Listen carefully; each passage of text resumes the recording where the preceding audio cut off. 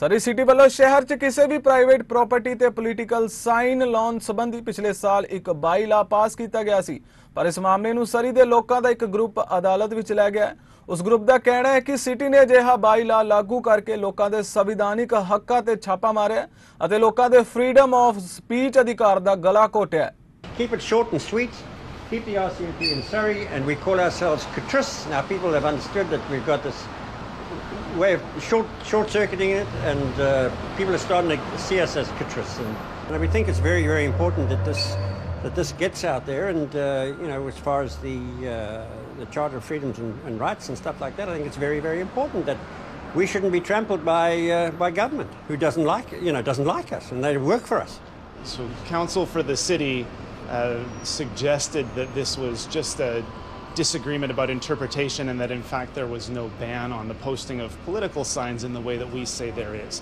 Now we disagree with that very strongly, but the judge wondered reasonably if that's true, then what's the issue in dispute?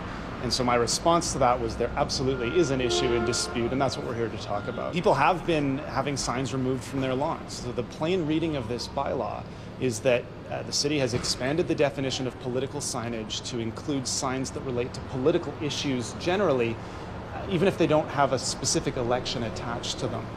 And that on its face seems to ban certain kinds of political signs, and directly people have had signs removed from their lawns. To be a fairly clear violation of free speech. But as we all know, after the pandemic and lots of discussion about our Charter of Rights and Freedoms, our rights are not absolute. Governments can impose reasonable limits on our rights. So in order to justify this limitation, the City of Surrey would have to prove in court that they were first addressing a pressing and substantial problem. I'm not quite clear what that would be, except I suppose sort of public decorum. I'm not sure the court would interpret that to be a pressing and substantial problem. And then there would be a proportionality test. Are the means employed proportional to the objective? And again, I think the City of Surrey might have difficulty proving its case. So one of the examples that I made this morning is that under the terms of this specific bylaw, any flags that arguably communicate a message or political message are banned.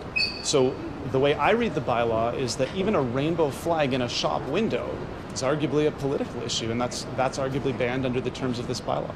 I would be looking to see if the court sort of grants any kind of privilege to political speech rather than ordinary speech, right? If people were putting up signs full of public obscenities and things like that, the court might be willing to accept some limitations.